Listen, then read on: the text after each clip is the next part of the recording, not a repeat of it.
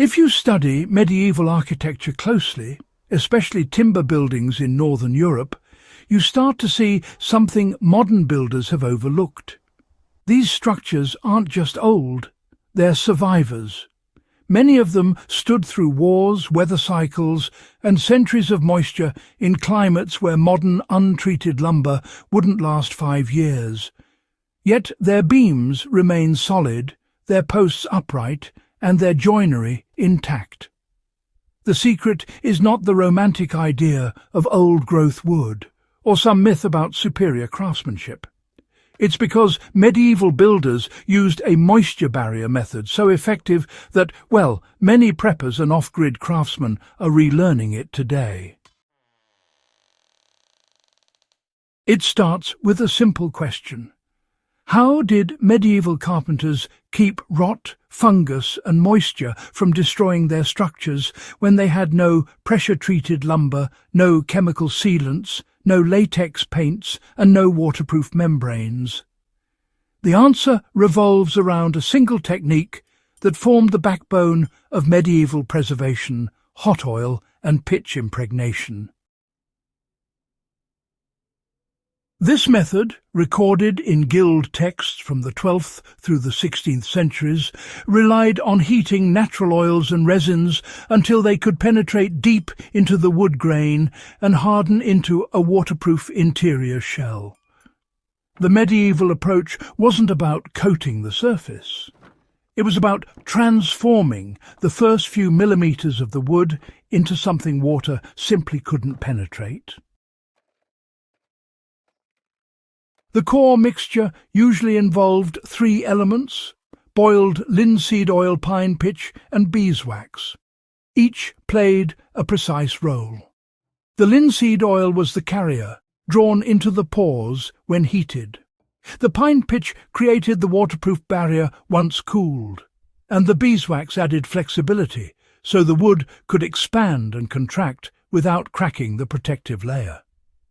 When heated together, this mixture became what medieval carpenters called a living barrier, a finish that moved with the seasons, bonded to the fibres, and resisted both water and insects.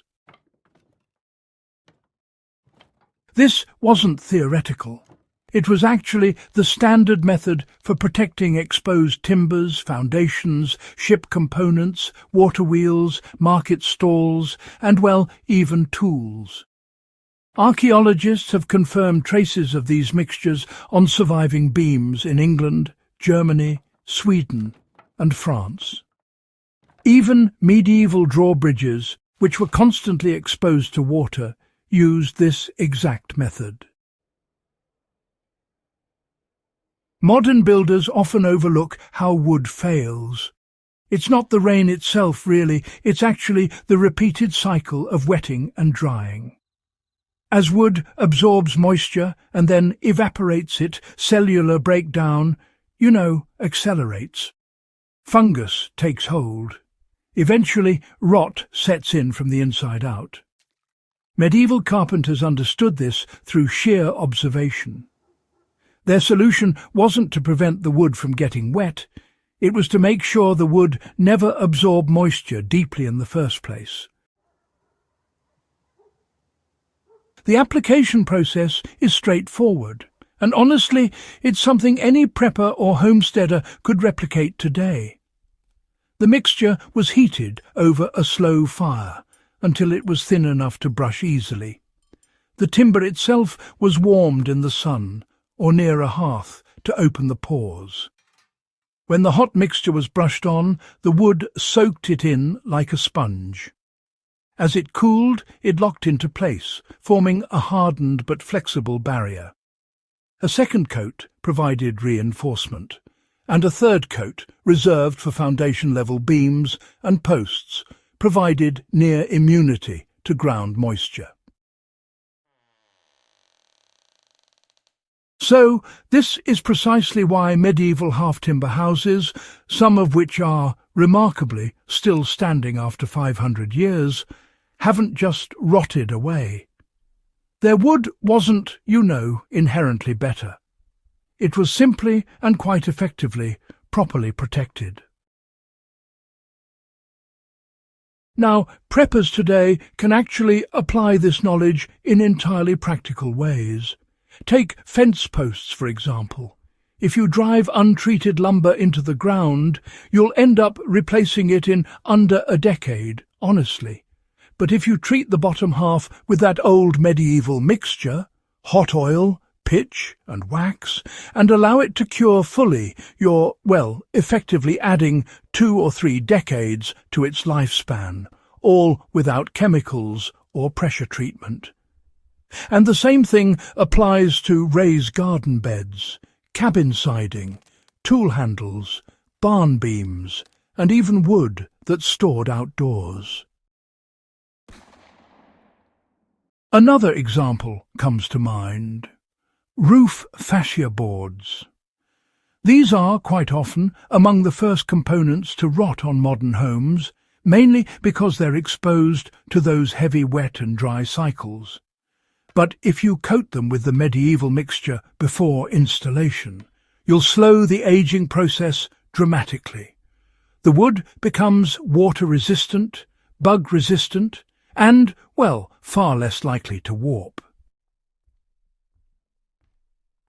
If you're building off-grid, this method has, well, another advantage. Every ingredient has an incredibly long shelf life. Pine pitch doesn't spoil. Beeswax lasts indefinitely. Linseed oil thickens over time, but it remains usable. In a long-term supply disruption, you could continue preserving wood without relying on modern chemicals or manufactured sealants. And here's the part people often overlook. The medieval mixture ages gracefully. It doesn't crack or peel the way modern film-forming sealants do. It simply dulls with time, and when you want to renew it, you just apply more. The new layer blends into the old without sanding or stripping. This is one of the oldest and most reliable moisture barriers humanity ever developed, and honestly, it still works. If you value wood longevity, if you build off-grid, or if you simply want skills that don't depend on modern supply chains, this is a method worth mastering. For more historical building techniques and forgotten survival knowledge, make sure you subscribe and share this with someone who values old-world craftsmanship that still earns its place in 2025.